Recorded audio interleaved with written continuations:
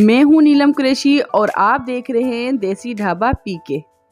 बिस्मिल्लाहिर्रहमानिर्रहीम। अस्सलाम वालेकुम। रमज़ान हो या शाम की चाय पर हो कुछ नमकीन, अचानक मेहमानों की आमद या हो हल्की फुल्की बारिश, ये रेसिपी तो बनती है।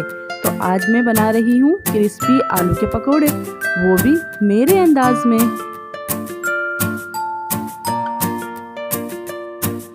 तो ये रेसिपी बगैर स्किप किए हुए देखिएगा। तो चलते हैं अपनी रेसिपी की तरफ। Try to it.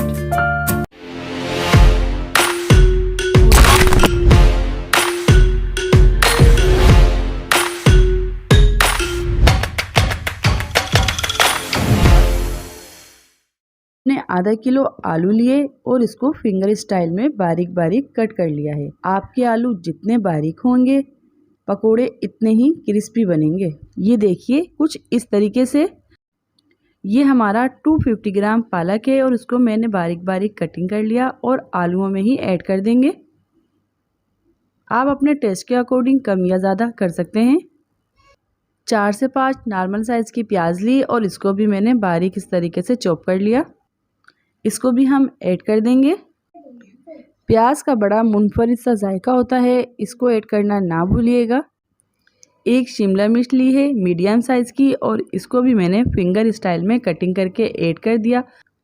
अब हम यहाँ पर कुछ स्पाइसेस ऐड कर देंगे। कुटी मिर्चें 1 टेबल स्पून,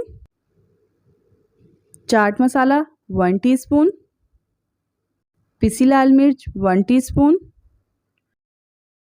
कुटे धनिए 1 टेबल स्पून, ज़ीरा 1 टेबल स्पून पिसा हुआ, नमक 1 टीस्पून या अपने टेस्ट के अकॉर्डिंग, चिकन पाउडर 1 टीस्पून, हल्दी ½ टीस्पून,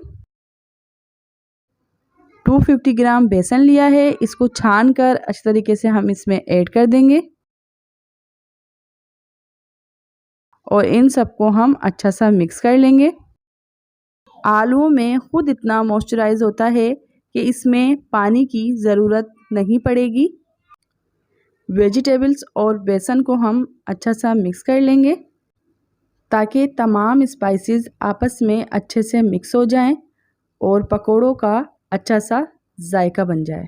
ये देखिए मॉइस्चराइज भी होना शुरू हो गए और बेसन भी वेजिटेबल्स में अच्छा सा लगना शुरू हो गया है। जब हमारी पकोड़ों की डो इस शेप में आ जाए तो समझ जाइए कि पकोड़े हमारे तलने के लिए तैयार हो गए हैं।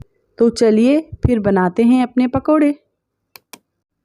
तेल को मैंने पहले ही मीडियम टू लो फ्लेम पर गरम करने को रख दिया था और पकोड़ों को हम मीडियम टू लो फ्लेम पर ही फ्राई करेंगे ताकि ये क्रिस्पी बनकर तैयार हों। तो ये देखिए एक साइड हमारे फ्राई हो गए हैं तो इसका हम साइड पलट देंगे और बहुत ही क्रिस्पी बनकर तैयार हो रहे हैं हमारे पकोड़े। 10 to 15 मिनट में हमारे पकोड़े बनकर तैयार हो गए हैं। तो इसको हम निकाल लेंगे। इसको अब हम डिश आउट कर लेंगे। गर्मा गर्म पकोड़े हमारे तैयार हैं तो इसको हम डिश आउट कर लेंगे। केचप के साथ, इमली की चटनी के साथ, ग्रीन चटनी के साथ इसको नोट फरमाएं और फीडबैक अपना लाजमी दीजिएगा कि ये मेरे पकोड़ों की रेसिपी आपको कैसी लगी। अपना ढेर सारा ख्याल रखिएगा, मुझे दुआओं में याद रखिएगा। मिलते हैं एक नई रेसिपी के साथ। नीलम कुरैशी को इजाज़त दीजिएगा। अल्लाह हाफिज़।